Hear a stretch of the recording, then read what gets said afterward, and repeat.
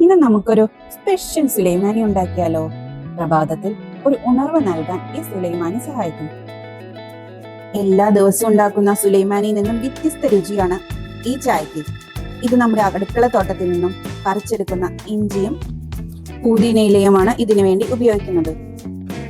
ഇഞ്ചി പറിക്കാറായി, പക്ഷെ അത് ഫ്രഷ് ആയിട്ട് എടുക്കാലോ എന്ന് വിചാരിച്ചിട്ടാണ് അത് ഞാൻ പറിക്കാത്തത്.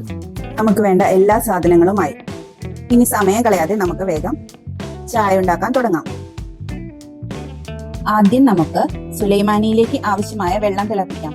1 കപ്പ് വെള്ളം മാത്രമാണ് എടുത്തിരിക്കുന്നത്. അടുത്തായി നമുക്ക് ഒരു കഷ്ണം ഇഞ്ചി ചതച്ചത് എടുത്ത് ഇഞ്ചി അതിലേക്ക് ചേർത്ത് കൊടുക്കുന്നുണ്ട്. അതിൽ കിടന്ന് തിളച്ച് വെള്ളം അതിലെ ഫ്ലേവർ നന്നായി ഇറങ്ങണം.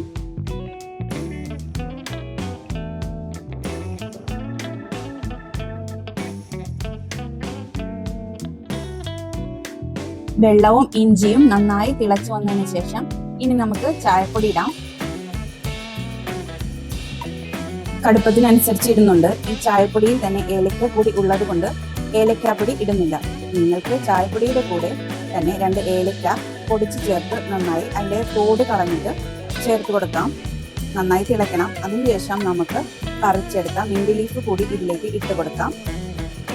ഇനി അരിച്ചെടുത്ത് ഇനി ചൂടോടുകൂടി കുടിക്കാം. നല്ലൊരു എനർജിയാണ് ലഭിക്കുന്നത്. പാലൊഴിച്ച ചായയേക്കാൾ നല്ലത് കട്ടൻ ചായ തന്നെയാണല്ലേ.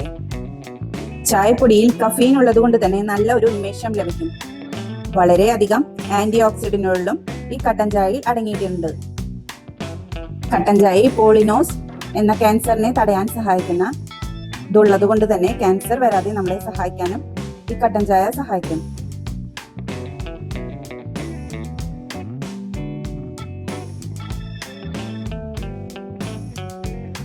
ഹൃദയാഘാതം വരാതെ സഹായിക്കുന്നതിനും ഇത് നല്ലതാണ്.